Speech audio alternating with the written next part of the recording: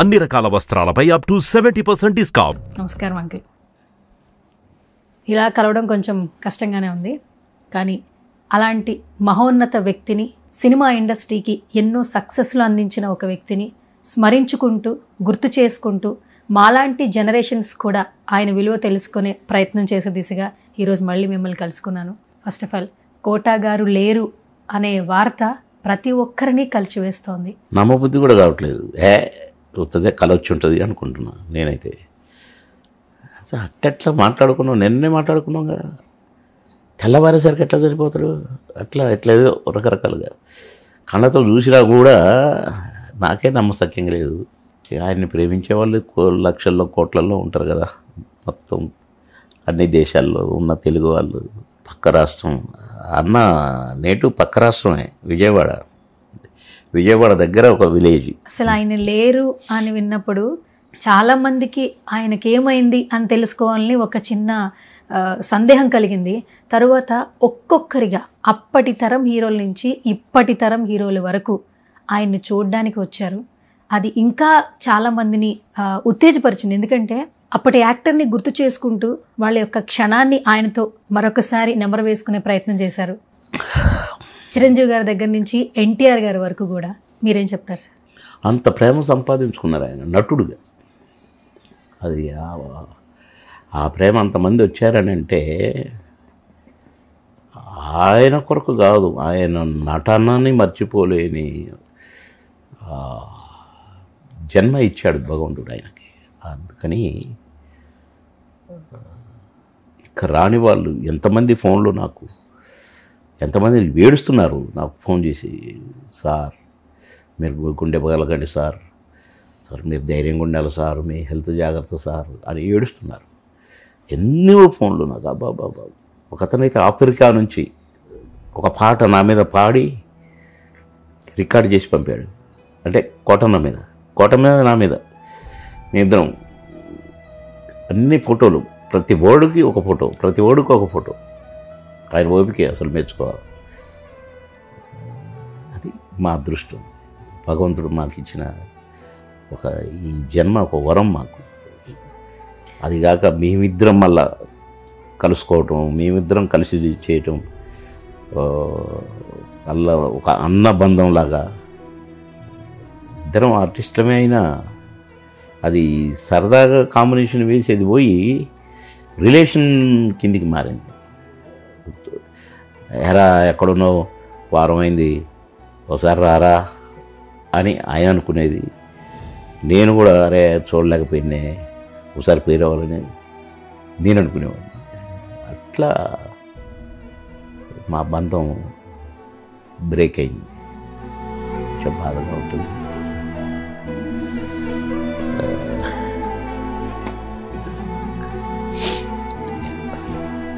కోట శ్రీనివాసరావు అనగానే వెంటనే బాబు మోహన్ అంటుంటారు కదా, ఇండస్ట్రీలో కావచ్చు, బయట కావచ్చు, కుటుంబంలో కావచ్చు. ఒక తల్లి కుటుంబంలో కూడా అందరూ అంటుంటారు, ఒక తల్లికి పుట్టిన బిడ్డలే ఈ రోజుల్లో కలిసి ఉంటున్నారో లేదో గ్యారంటీ లేదు. మనం చూస్తున్నాం చాలా బంధాలని, బంధుత్వాలని. అలాంటిది సో ఒక తల్లి కడుపున పుట్టకపోయినా కూడా 40 సంవత్సరాలకు పైగా జర్నీ ఉండింది, ఎన్నో సినిమాలు కలిసి చేశారు.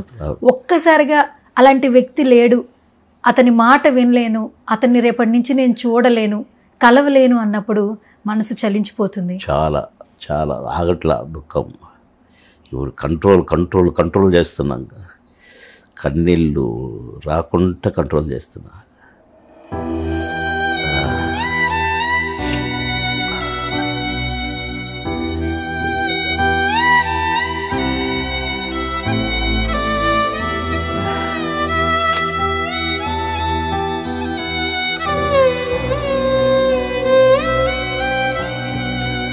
ఒక మాట అంటుంటారు కదా సార్, ఇప్పుడు ఒక్కరై రావడం ఒక్కరై పోవడం, నడుమ ఈ నాటకం విధిలీల అంటారు.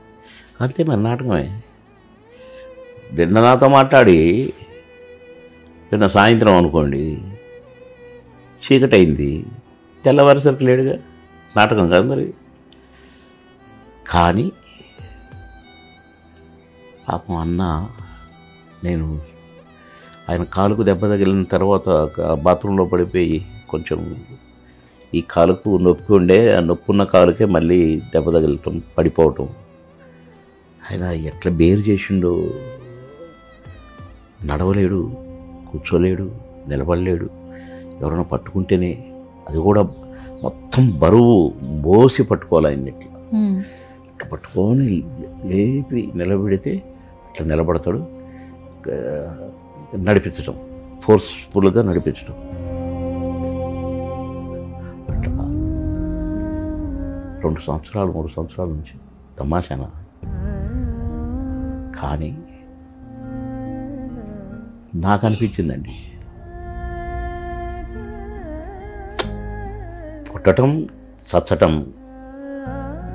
మామూలే. అది దేవుడు పుట్టిస్తాడు, ఆ టైం ప్రకారంగా ఎప్పుడు అంటే స్విచ్ ఆఫ్ అంటాడు. చలో ఆ స్విచ్ ఆఫ్ అన్నప్పుడు ఎట్టున్నాడు అట్లా వెళ్ళిపోవడమే. కానీ కాటన్ అని మాత్రం అంత ఇబ్బందులు జరిగినా, ఆయన అనారోగ్యంగా పాపం ఆ కాళ్ళ నొప్పులతో దాంతో ఉన్నా ఇంకా కొన్ని రోజులైతే, ఇప్పుడు కొందరు మంచాలలోనే పాసుకెళ్ళటం, ఇవన్నీ చాకరీ చేయించుకొని కన్న కొడుకులు కూతురులే అసహించుకుంటేట్టుగా ఏ అమ్మ ఇంకెప్పుడు పోతాడు రైడు అని ఆ స్టేజ్ ఇయ్యలేదు దేవుడు. కొన్ని రోజులు బాధపడ్డాడు, పడుకున్నాడు, వెళ్ళిపోయింది. ఇబ్బంది పడలే. హాస్పిటల్లో పడుకొని సూదులు ఎక్కించుకొని చాకరీ చేయించుకొని. కనుక ఈ విషయంలో మళ్ళీ భగవంతుడికి ధన్యవాదాలు. పాపం అన్నని ఆ గోస, ఆ స్ట్రగులు, పాపం ఇబ్బంది పడినేలే దేవుడు పెట్టాడు ఉన్నప్పుడు. కానీ ఎవరు అసహించుకునేలాగా కానీ ఇంటిల్లిపాది ఆ దశ ఎవరికి రాకూడదండి. కొడుకులు కూతుర్లతో చాకరీ చేయించుకొని, అసహించుకొని, చేదరించుకొని ఆ రోజు మాత్రం నేనైతే భగవంతుని కోరుకుంటాను. నాకు అలాంటి రోజు వద్దు దేవుడా, వద్దు. కోటం నెట్టయితే పడుకుని టక్కున చెలో అన్నాడు. అలాంటి చావు నాకు ఇవ్వాలని కోరుకుంటున్నాను. కాటన్ నన్ను అడుగుతా, దేవునికి చెప్పు నీలాగనే నన్ను కూడా తీసుకోమని.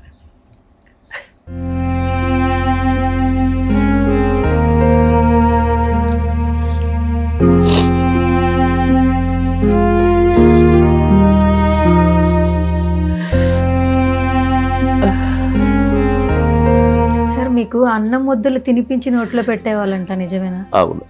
సెట్లో కూడా ఇంటి నుంచి క్యారియర్ రాగానే, ఇంటి నుంచి వచ్చిన షూటింగ్ ఫుడ్ అయినా రా వాళ్ళకి ఒక ప్లేట్ ఎందుకుదా, ఎందులో తిన్నారా అనేవాడు. ముద్దలు కలిపి చేతిలో పెట్టి తినిపించి.